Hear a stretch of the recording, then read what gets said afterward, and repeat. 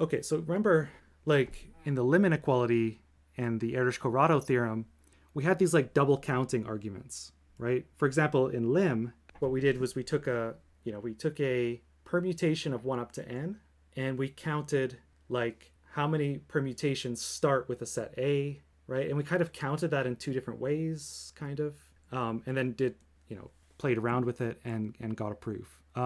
Sometimes it's actually nicer to do that rather than counting things in two ways, to kind of set up a probabilistic argument. And it's actually kind of the same proof just in a different language. So let's just try to build up our intuition and then maybe talk a little bit more formally, but not too formally. So the really, if you want really formal definitions of discrete probability spaces and stuff like that, that's in the notes. But we're going to try to build this up somewhat intuitively. Okay, let's kind of look at an example. So suppose that A is a set of size k. Okay, it's a subset of 1 up to n, which has size k. And we're going to do something similar to before from the poll. So we color each number like 1 up to n. So each j gets a color, and we give it red with probability a half and blue with probability a half. So what is the probability that every single element, so every j in A, is red? Yeah, that's right. Yeah, A is fixed in advance. It's not chosen afterwards. Yeah. So A is fixed, and then the coloring, like when you make the coloring, it completely ignores the set A, right? It's just A is sitting there, and then you flip a coin for everybody, and then I want to compute this probability. Okay, so so we're trying to compute the probability that everything in A is red. Formally in probability, you talk about events, right? So this is the probability of the event that every element of A is red. Okay, and let's suppose A is equal to A1, A2, up to AK. So the event that every element of A is red is the same as the event that A1 is red and A2 is red and A3 is red, and so on, up to AK. Now, the important thing is we did this coloring independently for every point. So this is just the product then of the probability that each AI is red I equals 1 up to K, right? Which is 1/2 to the K. Okay. Okay, is that... if you think about it, like, yeah, if I flip a coin, right, it has probability half of being heads. If I flip K coins, what's the probability all of them are heads? Well, it's like a half times a half times a half times a half, etc. Yeah, exactly. Yeah. Basically, if you look at all of the outcomes for the colors of the elements of A. Now, one thing you have to be careful here about here is that because we've done things with probability a half, if you look at any outcome for the coloring of A, all of them are equally likely. If you were to adjust these probabilities and say, okay, it's red with a third, blue with 2/3, then yeah, the outcomes are not equally likely. But yeah, so as long as they're equally likely, then it's 1 over the number of possible color. So one thing is, like, why was independence important here, right? So like one thing you always have to be careful with is, if I was to just rephrase this question as saying every element gets red with probability a half, and I don't say any, and blue with probability a half, and I don't say anything about independence, that's a bit shaky, because suppose I just flip one coin, and if it's heads, I color everything a half, or with red, right? It's still true that every element individually has probability a half of being red, but this would change the probability that the elements of A are all red, because it'll just be a half, right? Yeah. So are there any questions about this? So, okay, so now I'm gonna I'll let you kind of guess on this one. So suppose again, this time I've got not just one set, but I've got a collection of sets. So F is a collection of subsets of 1 up to n, each of which has size k. Now suppose that I randomly color the elements of 1 up to n red or blue with probability a half independently. So how many sets in F are completely red on average? Okay, and again, the sets in F are fixed in advance, and then the coloring is chosen with no information about F in some sense. It's just completely random. So on average, how many sets are red? Let's say that the size of F is M or something. Any thoughts about this? I know I haven't defined things like average, but yeah, maybe I'll put the word fully read here. Yeah. So remember, if I fix one set, yep, exactly. So yeah, so if I fixed one set, remember, if I have an individual set, it's going to have the probability that it's fully read is 1 over 2 to the k, right? And if you think of like each set individually, right, like each of them has that chance of being fully read. It's kind of like coins, right? You know, if I flip 100 coins, you know, each has a half chance of being heads. So on average, the number of heads I expect is the probability of being heads times the number of whatever samples or whatever, the number of repeated times you've repeated the experiment. Here, so exactly, yeah. So the question in the poll was like, you have a graph and you have edges. Of course, that's the same as sets of size 2. And we are looking at how many edges have red on both sides. That's exactly the same type of thing, except a little bit generalized. So okay. Again, so the reason that the answer is m times 1/2 to the k is that basically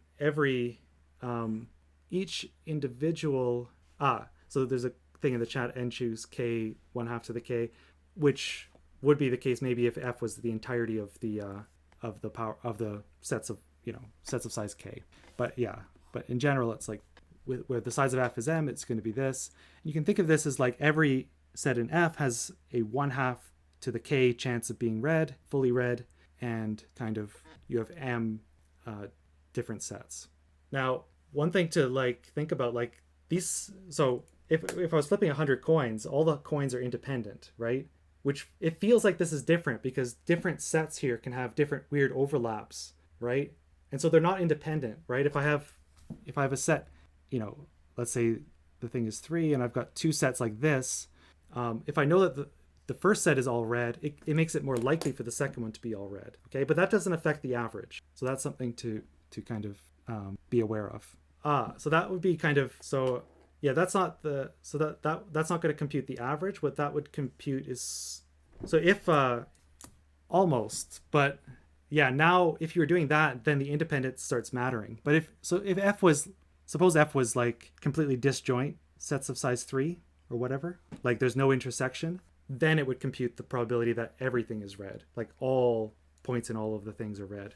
But yeah, you have to be careful with independence, because if f is this or this collection of sets here, the probability everything is red is 1/2 to the 4, clearly, because there's only 4 points. But yeah, so to try to answer that question, why is it not the 1/2 to the k times m? It's because that's, so when you're computing the average, it doesn't work like that. So it's just like saying if I have 100 coins I'm flipping, the average number of heads is not 1/2 to the 100, it's 50, because it's 100 times a half. Well, actually it totally can be thought of that way. So so especially because right now I'm doing it where red and blue have both the same probability. But yeah, let's think of it that way, like average. So the average is like the sum overall colorings, like red blue colorings of 1 up to n. I don't know if I'm going to be able to compute anything from this, but technically this is also the average of, well, let's say I call the coloring f or something, and then it's like the number of a in script f which are all red under f, and then divide this all by the number of colorings, which is the number of colorings of 1 up to n is just 2 to the n, right? So you can compute averages in different ways, but this, I don't think that this is, actually, this is totally going to work by double counting. But is it clear what I've written here, even though it's quite sloppy? Apologize for that. So f, let's say, is like a function. So why am I calling it f? Like it's a function from 1 up to n to the colors red and blue, right? So remember this double counting? You can think of, like, if you're adding up things in a matrix, you can think of adding up things corresponding to sets in f, or you can think of things corresponding to functions. Anyway, this is going to be equal to the sum overall a and f of the number of colorings f such that a is all red, divided by, again, the number of colorings, where the number of colorings is 2 to the n, right?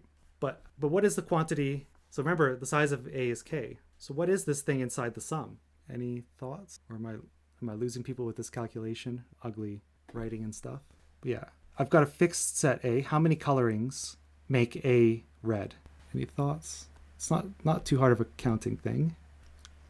Yeah, so we've got that coming in the chat as well. So that's, yeah, indeed. So basically, if I say that A is red, then basically I've already specified all the elements of A are red, but I still have to choose the color of n minus k elements, and there's 2 to the n minus k ways of doing that. So this actually is just 2 to the n minus k, and then actually, you get what we wanted, which is the size of f, so the size of f is m, so m times, m divided by, or maybe I'll write m times 2 to the n minus k over 2 to the n, which is just m times m over 2 to the k. So in this case, you can compute it directly using a sum.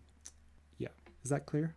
Okay, yeah, so that maybe is what I'll say a little bit more about for the last few minutes here. But here's one thing to notice here, that this was quite, so everything was red or blue with probability 1/2, which made this calculation convenient because every outcome has the same probability.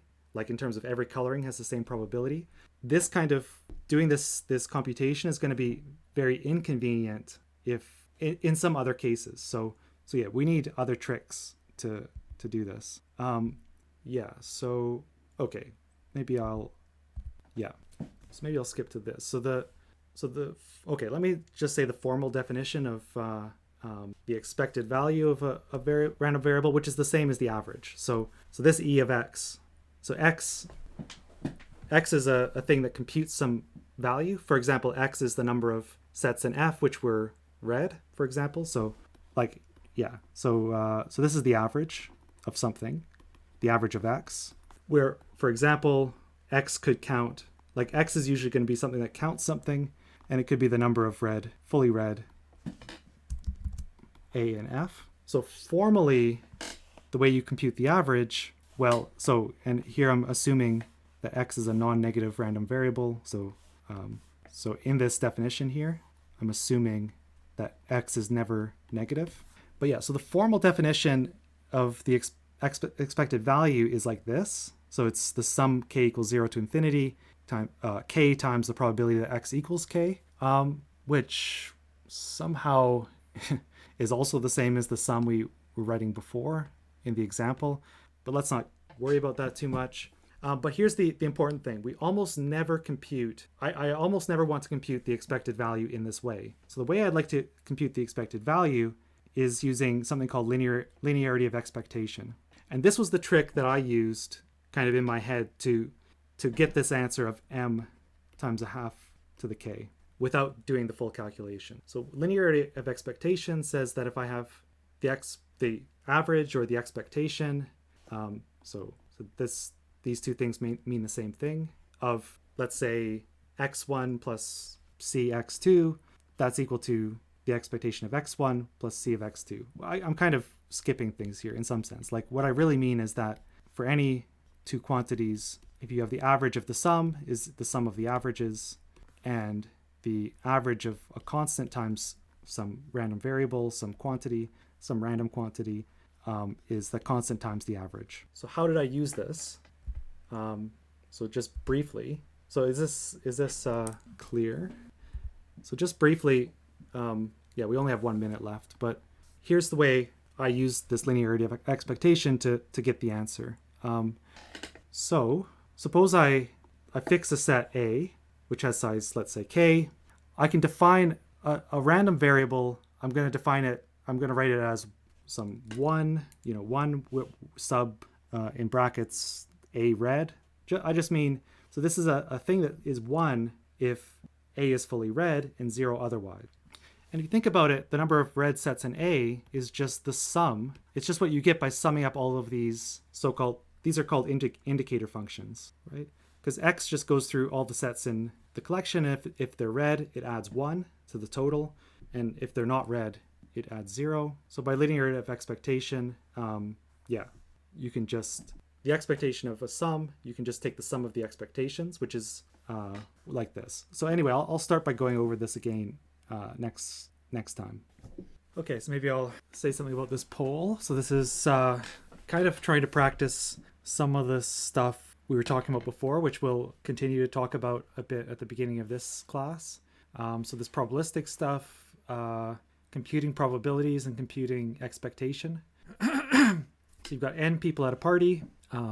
Each person has exactly k friends, which you can think of as a graph, right? So you have n vertices, and let's say you join two people if they are friends. So the vertices correspond to people. Everybody's got exactly k friends at the party somehow.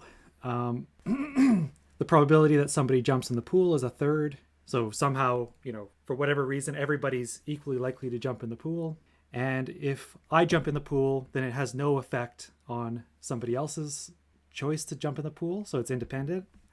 Basically, maybe you're playing a game, right? You somehow roll a 3-sided die, of which there aren't any. So with probability a third, you jump in the pool.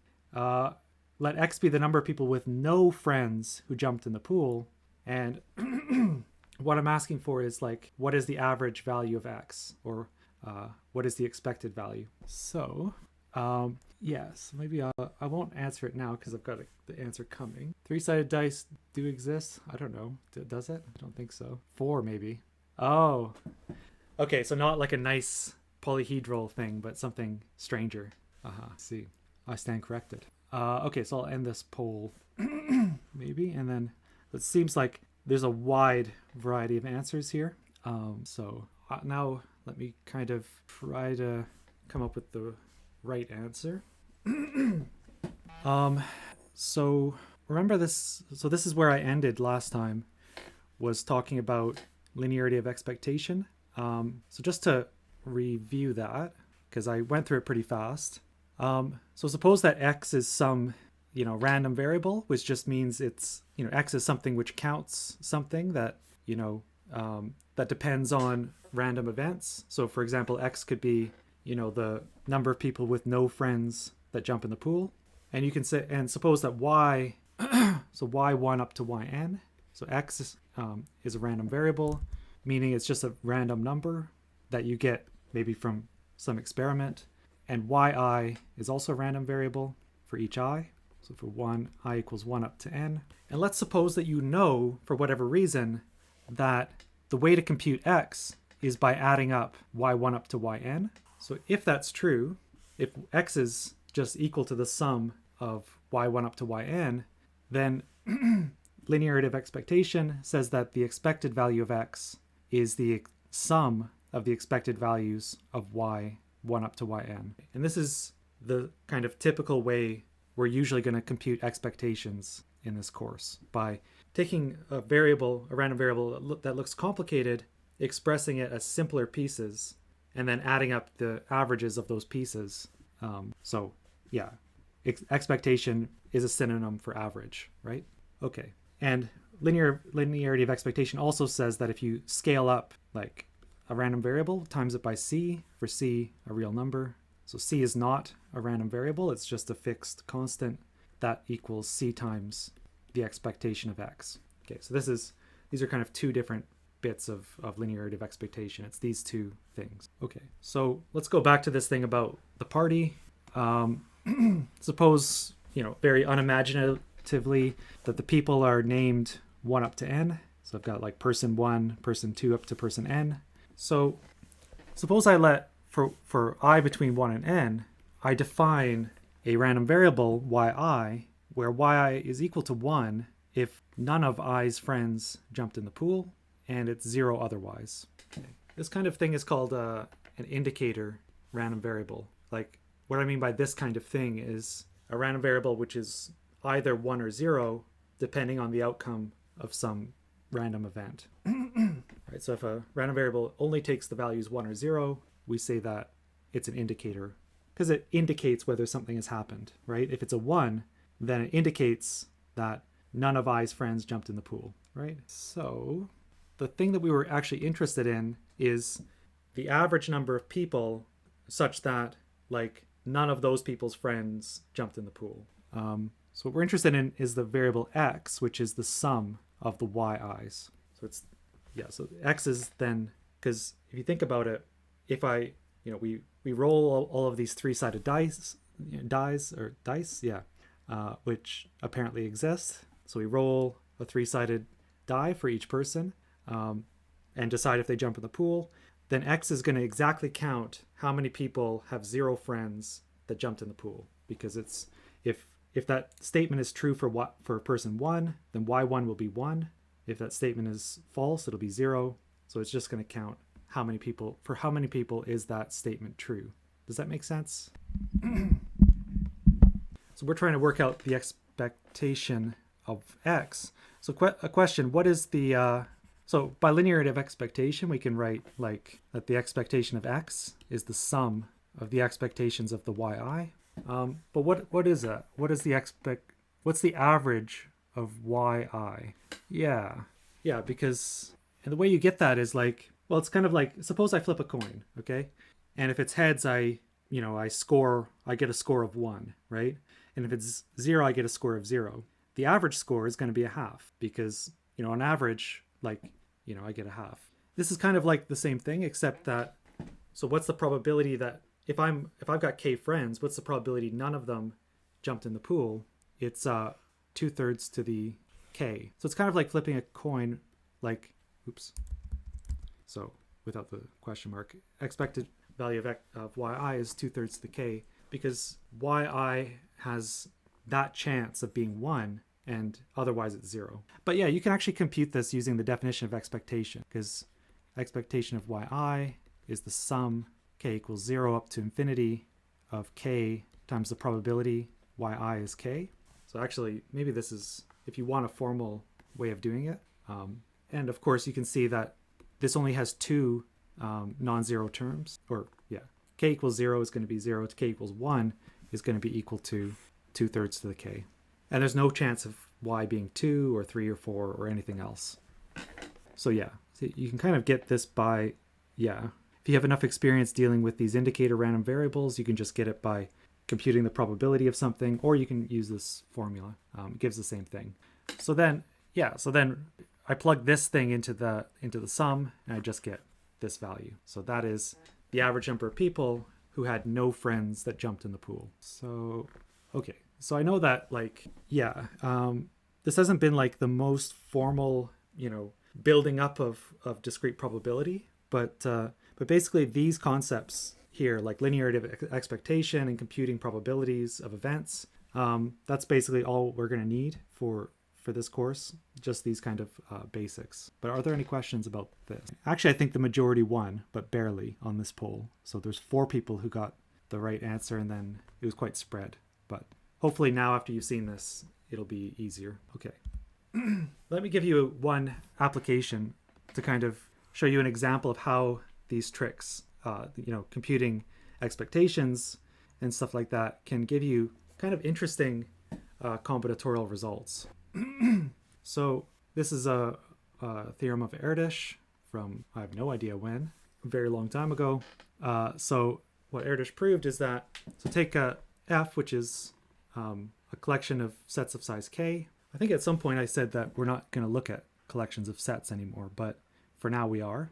Soon, next class, we're going to be looking at graph theory, but yeah, now we're looking at collections of sets still. So suppose that the size of f is less than 2 to the k minus 1, and I claim that there exists a way to color the numbers 1 up to n with red and blue, such that none of the sets in f are monochromatic. And when I say monochromatic, I mean fully red or fully blue. So this is kind of like in a graph, right? So if this was, if k was 2 or something, like this is the same as saying, like, you're talking about a bipartite graph. Although in the case k equals 2, it becomes a little bit trivial because it becomes like 2 to the 1. So f has only one edge because it's less than 2. But this is like, you can think of this, if you know graph theory, you can think of this as being like a bipartite collection of sets. You can color it so that none of the sets are fully one color. So is the statement of this clear? It's not quite like like a Ramsey. Oh well, it's kind of. I mean, in some sense, it's not that unrelated from Ramsey numbers because imagine I take the edges of the complete graph. For every edge of the complete graph, I can make a point, right? And so I'm making like I've turned the edges of the complete graph into vertices, and you could put a set around any set of k choose 2 vertices, well, which correspond to the edges of kk, and then you're trying to color that with without any monochromatic set. So yeah, it is actually kind of related to Ramsey numbers. I don't know if that explanation helped anyone, but yeah, it certainly is connected. Okay, so here's the proof. So color randomly, meaning each I in n is red or blue with equal probability, so it's with probability a half. And it's important I specify that these choices are made independently, 1/2 independently, meaning that the color of the first point doesn't influence the color of the second one or the third one or whatever. And also, more generally, the color of the first 5 points don't, influence the next 5 points and whatever. So that, yeah, it's just by flipping coins, basically. Okay, so if I take something in F, let's say I let let me just say, what's the probability A is red? We actually did this before. It's 1/2 to the K.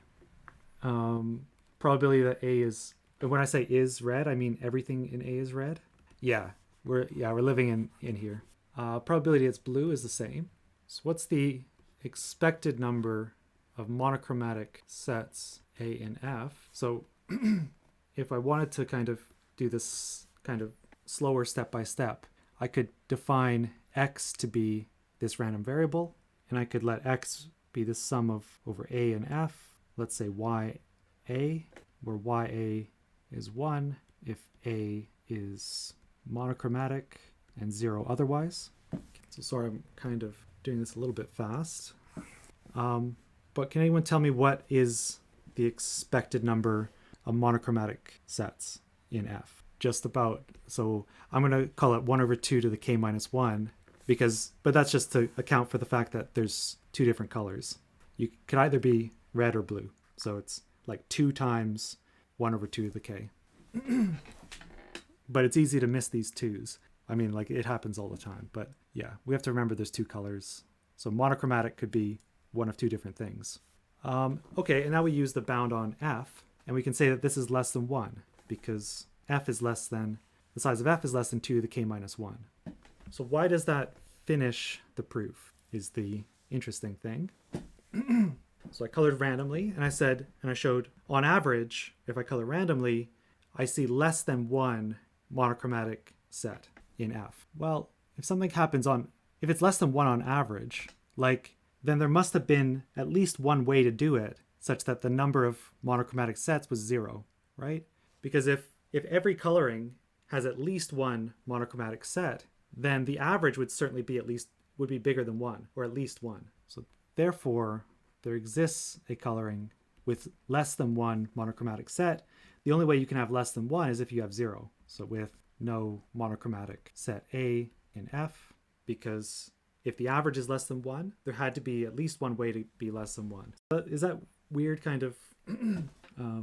is that enough detail, or is that confusing? Okay, cool. So this is this is the deepest kind of application of expectation and stuff that I want to be able to do quickly, I guess. But all of this, by the way, it could have been done with some double counting argument. There's nothing really different here. It's just this is a kind of cleaner way of phrasing things sometimes.